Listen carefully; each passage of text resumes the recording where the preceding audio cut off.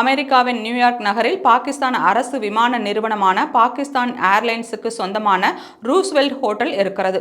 பாகிஸ்தான் நிதி நெருக்கடியில் இருப்பதால் IMF எனப்படும் சர்வதேச நாணய நிதியம் அந்நாட்டுக்கு 9.243 கோடி ரூபாய் நிதியுதவி கொடுத்தது. இதன் ஒரு பகுதியாக இந்த ஹோட்டலை நியூயார்க் நிர்வாகம் 1848 கோடி ரூபாய்க்கு குத்தகைக்கு எடுத்துள்ளது. இந்நிலையில் இந்த ஹோட்டலில் சட்டவிரோத குடியேற்றவாதிகள் தங்க வைக்கப்பட்டுள்ளதாக தொழிலதிபரும் அமெரிக்காவின் டொனால்ட் ட்ரம்பின் அரசியல் அங்கம் வகிக்க உள்ளவருமான விவேக் ராமசாமி குற்றம் சாட்டியுள்ளார்.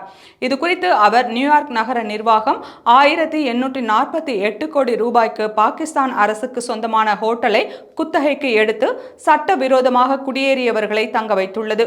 இந்த ஹோட்டலில் யாரும் தங்காததால் 2020ஆம் ஆண்டு வரை இது மூடப்பட்டு இருந்தது. அமெரிக்க குடிமக்கள் கட்டிய வரிப்பணத்தின் மூலம் இந்த நடவடிக்கை எடுக்கப்பட்டுள்ளது. பல கோடி ரூபாய் அரசு நிதி இப்படித்தான் வீணாகிறது என்று விவேக் ராமசாமி குற்றம் சாட்டியுள்ளார்.